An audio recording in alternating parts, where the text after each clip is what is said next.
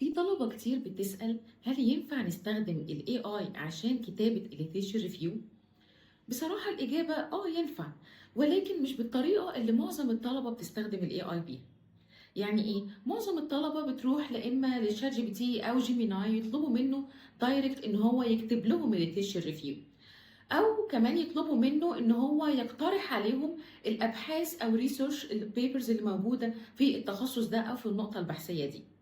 طبعا احنا دارسين وعارفين ان اللارج لانجوج مودلز ما زالت بتعاني من مشكله الهلوسينيشنز، وطبيعي انها هتلاقيها ممكن تطلع حاجات مش دقيقه ومعلومات ممكن تكون اساسا غلط.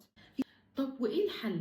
هل اروح لجوجل او اي سيرش انجن واكتب فيه الكي ووردز بتاعتي واحاول ادور على ابحاث بالطريقه دي، الطريقه التقليديه يعني؟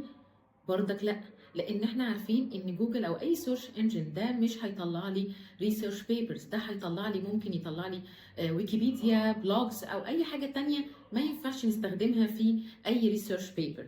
فبرضك مش ده الحل.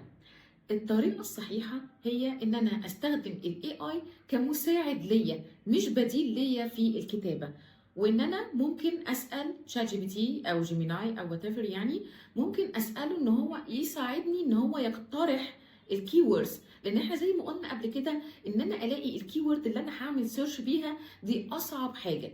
فانا بالتالي ممكن اشرح لتشات جي بي تي ايه البروجكت بتاعي بيتكلم عن ايه، واطلب منه صراحه ان هو يقترح لي كي ووردز اقدر اعمل بيها سيرش على جوجل سكولر او اي داتابيس تاني. ومش بس كده، انا ممكن كمان اطلب منه ان هو يقترح كمان لو اي في alternative كي وورد او terminology انا مش عارفاها بالنسبه للتخصص بتاعي، يا ريت يقترحها.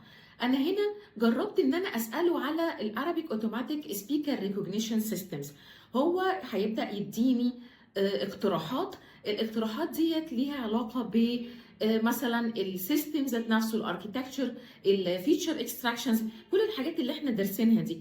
هو هيجيب لي كي ووردز مختلفه انا اقدر ادور بيها. فبدل ما كنت الاول هدور بس Arabic Automatic Speaker Recognition، انا دلوقتي بقى عندي لسته كبيره من الكي ووردز اللي انا اقدر استخدمها في الليتريتشر ريفيو الخاص بيا. والخطوه اللي بعد كده ان انا هاخد الكي ووردز اللي تشات جي بي تي اقترحها لي واروح ادور بيها في جوجل سكولر او اي حاجه مشابهه. يبقى انا كده انا بقيت المسؤوله عن ايه الريسيرش بيبرز اللي انا هطلعها. طيب بعد ما بدور على جوجل سكولر وهيبدا يوريني لو في مثلا البي دي اف بتاع البحث ده موجود في اي مكان اونلاين هيوريهوني، خلاص هيقدر يجيبهولي انا اقدر اشوفه واقرا البحث بتاعي واستفيد منه.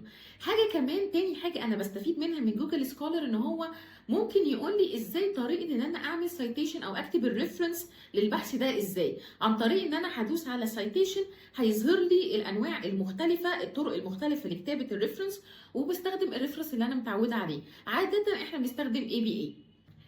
تالت حاجة جوجل سكولر بيقدمها لي هو ان لو في بحث فعلا ريليتد للموضوع بتاعي، ساعتها طبيعي جدا لو في ابحاث عملت ريفرنس لنفس البحث ده، ده معناه ان هم برضك شغالين في نفس النقطة البحثية. فعن طريق جوجل سكولر انا ممكن اشوف سايتد باي واشوف الابحاث كلها اللي نشرت او عملت ريفرنس للبحث ده، وده هيديني فرصة ان انا الاقي ابحاث تانية تساعدني ان انا في الليتريتشر ريفيو بتاعي. طبعا ما نقدرش ننسى الطريقة التقليدية في ان احنا نلاقي الابحاث بتاعتنا. يعني لو في بحث انا قريته وحسيت ان هو فعلا مفيد ليا، دايما ابص على الريفرنس ليست اللي هو حاططها. اكيد الابحاث دي هي الاعمال السابقة بالنسبة له، فبالتالي هي الاعمال السابقة للبحث بتاعي انا كمان.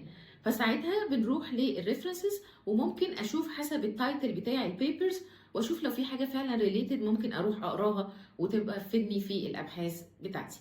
وبالطريقه دي انا كده جمعت عشرات من الابحاث اللي ممكن ساعتها طبعا هفلترها عشان اشوف اني فيه اللي انا هقدر استخدمه واني فيها اللي لا مش ريليتد بالتوبيك بتاعي.